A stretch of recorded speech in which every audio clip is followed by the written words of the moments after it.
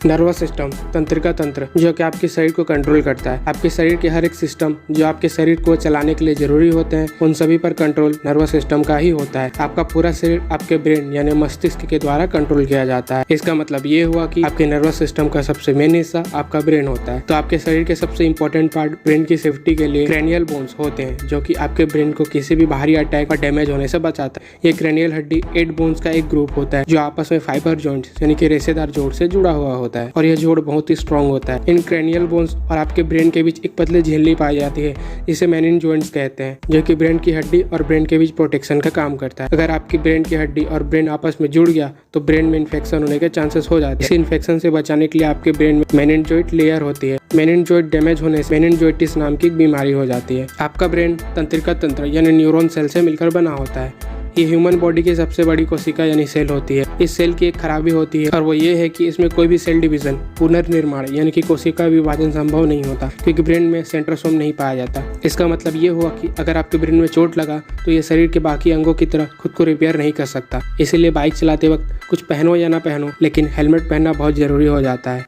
अच्छा, हमको सिखा रिया है। क्योंकि अगर गलती से भी ब्रेन में चोट लगी तो ये इसे दोबारा ठीक नहीं कर सकता। अगर लगी हुई चोट माइनर रही तो आपको पैरालिसिस हो सकता है, आप पागल हो सकते हैं, या फिर आपको कोई जानलेवा बीमारी हो सकती है। और अगर चोट मेजर रहा तो इंसान के बचने के चांसेस लगभग ना के बराबर हो जाते हैं। अब आपको एक मजेदार बात बताता हूँ। तो ये रही आपके ब्रेन में सेंट्रोसोम ना होने के नुकसान। अब आपके ब्रेन में ये सेंट्रोसोम ना होने के भी फायदे हैं। आपके ब्रेन में सेंट्रोसोम ना होने की वजह से इसमें सेल डिवीजन यानी कोशिका विभाजन नहीं होता। पर आपको ये पता होना चाहिए कि जब बॉडी में किसी भी पार्ट में सेल डिवीजन जरूरत से ज्यादा होने लग जाती है तो वहाँ पे अननेसेसरी ग्रोथ होने लगती है, जिसे हम कैंसर के नाम से जानते हैं। इसका मतलब ये हुआ कि सेल डिवीजन की वजह से ब्रेन में कैंसर नहीं होता। पर इसके बावजूद आपने ब्रेन से रिलेटेड कैंसर के बारे में तो बहुत सुना होगा।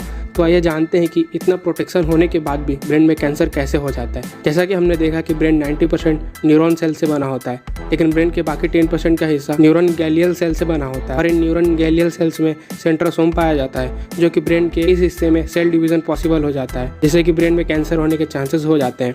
ब्रेन कैंसर का पहला स्टेज ब्रेन ट्यूमर होता है, और ह्यूमन ब्रेन इतना सेंसिटिव होता है कि फर्स्ट स्टेज में इंसान की मृत्यु हो जाती है। ब्रेन कैंसर होने तक नौबत ही नहीं पहुंचती। इसलिए अपने बॉडी के कुछ पार्ट्स को जैसे ब्रेन, हार्ट, लंग्स और किडनी, इनका खास ध्यान रखना चाहिए। किडनी के लिए अल्कोहल न ले, लंग्स के लिए सिगरेट न पिए, ब्रेन के लिए हेलमेट का यूज़ करें, और हार्ट के प्रोटेक्शन के लिए प्यार न करें। सॉरी। और हार्ट के प्रोटेक्शन के लिए ज़्यादा फास्ट फूड और ऑयली ना खाएं। अब हमारे टॉपिक्स न्यूरॉन्स पे वापस आ जाते हैं। न्यूरॉन सेल की लंबाई होती है उसे साइनप्स, और न्यूरॉन सेल के लास्ट वाले हिस्से को एक्सोन कहते हैं। ये जो एक्सोन होते हैं ये आपस में जुड़े नहीं होते, इसके बीच गैप्स होते हैं। अब आपके मन में ये सवाल आ सकता है, ये एक्सोन आपस में जुड़े नहीं होते तो इन्फॉर्मेशन का ट्रांसफर कैसे होता होगा।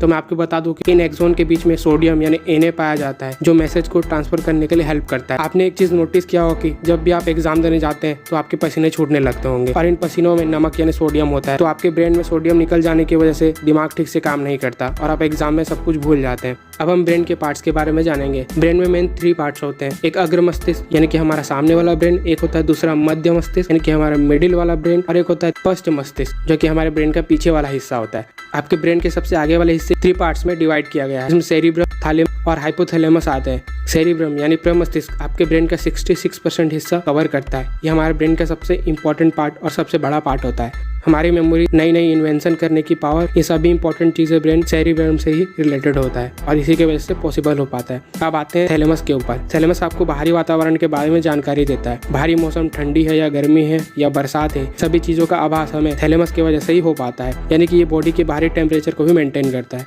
अब हम आते हैं हाइपोथैलेमस के ऊपर। इसका भी काम थैलेमस की तरह ही होता है, बस फर्क इतना होता है शरीर के अंदर का टेम्परेचर को मेंटेन करता है। अगर आपके शरीर में टेम्परेचर कुछ ज़्यादा ही बढ़ जाता है तो ये पसीना के थ्रू इसको बाहर निकाल के मेंटेन कर देता है। और सबसे बड़ी और इम्पोर्टेंट, ये हाइपोथैलेमस से ही हमारी इमोशंस की वजह होती है। भूख लगना, प्यास लगना, गुस्सा आना, प्यार करना, ये सब हाइपोथैलेमस की वजह से ही होता है। लड़कों में हाइपोथैलेमस थोड़ा ज़्यादा मात्रा में होता है, लेकिन लड़कियों में वही ये थोड़ी कम मात्रा में होता है। अब ये कौन बोल रहा है कि लड़कियों में कम दिमाग होता है?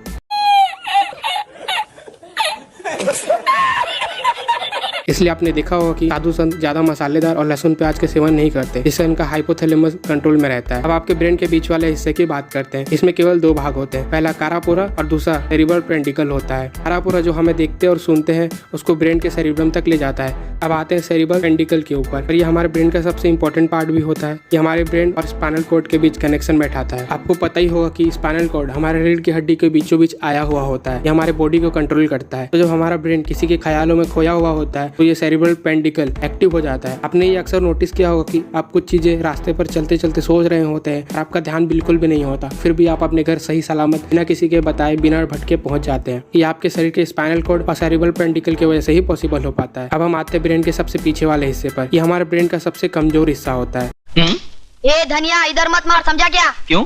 इधर छोटा दिमाग होता है, आदमी मर जाता है। क्योंकि इस भाग को प्रोटेक्ट करने के लिए कोई भी हड्डी नहीं होती। इसको दो भागों में बांटा गया है, पहला सेरिबेलम और दूसरा मेडुला ऑब्लांगेटा। सेरिबेलम हमारे बॉडी को बैलेंस बनाए रखने में मदद करता है। जितनी चीजों पे आपके बॉडी के सेरिबेलम का हैबिट और प्रैक्टिस होगा वो इसको इतनी आसानी से बैलेंस कर पाएगा। अगर वहीं आप किसी रस्सी पर चलने लगेंगे जिस पर आपका हैबिट ना हो तो आपका सेरिबेलम आपसे बोलेगा कि मरना तेरे को डर नहीं लगता? ये नाम लगा के घूम रहा है तू।